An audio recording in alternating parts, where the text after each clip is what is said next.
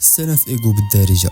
90% ديال الناس الا سولتيهم واش تبغيو تبدلوا الوضعيه ديالكم يقول لك بغينا نديروا فلوس، بغينا نقادوا العيشه ديالنا ونلتزموا بشي حوايج اللي غادي يرجعوا علينا بالنفع من هنا للقدام. ولكن الا جيتي تشوف داك الانسان واش يقدر يصبر يتعلم شي حاجه من اليوتيوب اللي فيها 4 ديال السوايع مثلا، او اللي يمحي السوشيال ميديا وركز اكثر في حياته، ولا يمشي كل نهار لاصال ما كيقدرش، كيقول لك انا راه باغي نبدل حياتي، ولكن هي اللي فيها اللعبه، ولكن هي اللي كتخلي واحد لاباس عليه وواحد لا، ولكن هي اللي كتخلي واحد كيتريني وواحد لا. الا بدلتي داك العقليه ديال ولكن ثق بيا غادي تمشي بعيد. اليوم جبت لك الحلول باش تحيد عليك العاده ديال ولكن وتحيد منك داك المماطله. جايب لك اللوب ديال المعلومات، ما تنساش لايك وابوني. نبداو.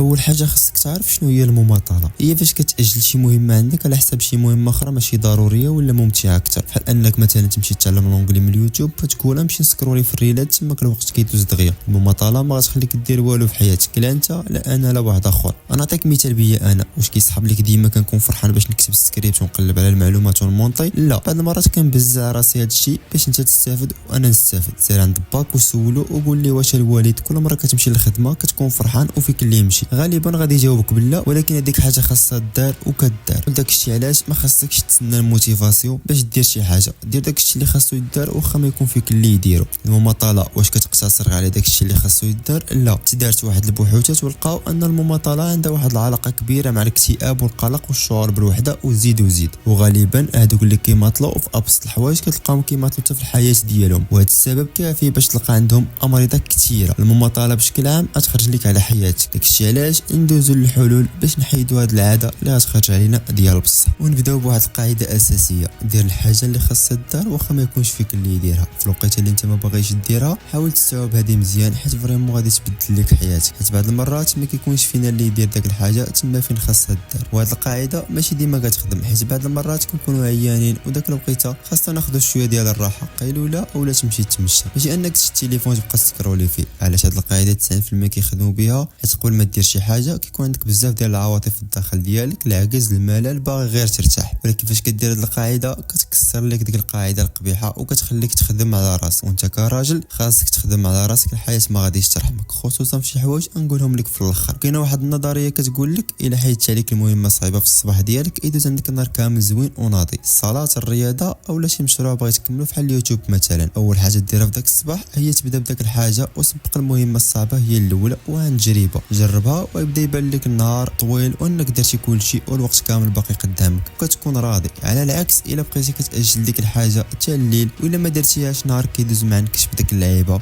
كتوقف عليك دماغك. داك الشيء علاش ديرها الصباح. وكيف ما دعا رسول الله صلى الله عليه وسلم مع الامه ديالو وقال اللهم بارك لامتي في بكورها. وواحد الحاجه اخرى اللي جبتها من كتاب قاعده ديال 5 ثواني: حسب حد 5 1 2 3 4 5 وبوم نوض توكل على الله ودير داك الحاجه. مثلا كان كيأذن الاذان وانت ما باغيش تاجل داك الصلاه ولكن ما فيك اللي ينوض، غتحسب حد 5 1 حد 5 وبوم نوض توضا، وهكا غادي تكون كسرتي داك القاعده ديال الكسل.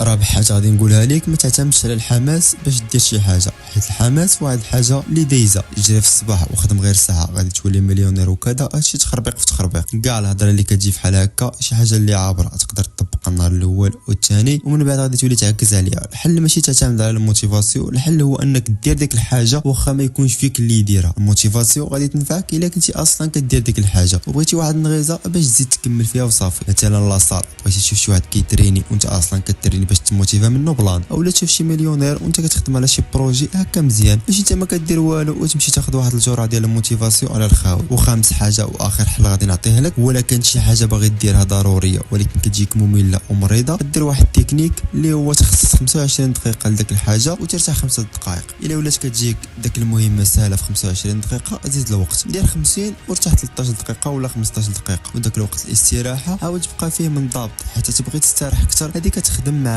انا شخصيا ديما ملي عرفت هاد الحلول وقررتي تبدا تخدم تحكم على راسك. بغيتك تزيد واحد الحاجه اخرى اللي هي تحيد التليفون ديالك، دير ليه الطياره ولا حيدو حطو في شي بلاصه اللي بعيد عليها، ماشي في البلاصه اللي كتكون خدام فيها كما كيديروا كلشي اللي واصلين. فاش تجي تخدم حيد اي حاجه فيها التشتيت، حيت الا حيدتي المماطله والتشتيتات علاش لا انت توصل شي نهار ودير لاباس ولا ما فكرتش في راسك، فكر في والديك وعائلتك. حد الان عرفنا شنو هي المماطله وكيفاش كتدمر لك حياتك المهنيه والجسديه والنفسيه. عطيتك 5 ديال الحلول، الا ما صدقش لك هذا يصدق لك الاخر في كيفاش تغلب على هذه العاده السيئه.